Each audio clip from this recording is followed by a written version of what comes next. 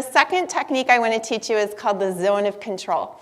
I think of this one as a little bit like the serenity prayer, like the psychologist version of the serenity prayer. God grant me the serenity to accept the things I cannot change, courage to change the things I can, and wisdom to know the difference, right? So what we do in the zone of control is we take kind of an overwhelming thing like, oh, I'm starting a new camp, or, oh, you know, I've got to plan the next season, right? And it's really like so big.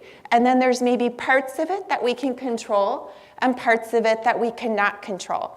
The smartest thing to do is to make sure we don't waste one single moment of our time and energy on the things we cannot control. And then we do put lots of time and energy into the things that we can control, and that we do it in a really strategic way. So let's suppose that we're thinking about employee turnover, and it just feels overwhelming, and there's nothing we can do about that fact, so we can put employee turnover in the zone of non-control. However, in the zone of control is that we might be able to find ways to improve retainment, and then the key is you put down an action step. So in this case, it's I'll meet with my colleagues to do some brainstorming, and then I will implement and pilot these strategies.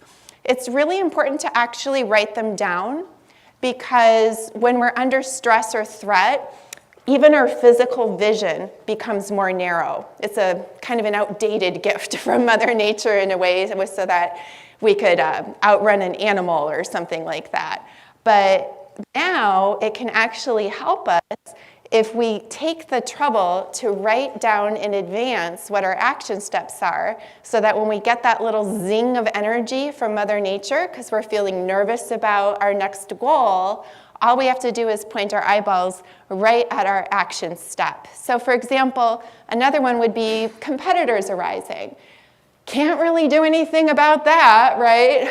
But we could, for example, say survey, some existing customers, figure out what's working for them, maybe even follow up with the people who did not become clients and campers, figure out why. And then the action item would be, I don't want to do that personally, so I'll ask my assistant to draft a survey and to provide some suggestions and all these little admin steps. Now again, you can see when we're sitting here calmly thinking about these things, it makes perfect sense. We can just write them down.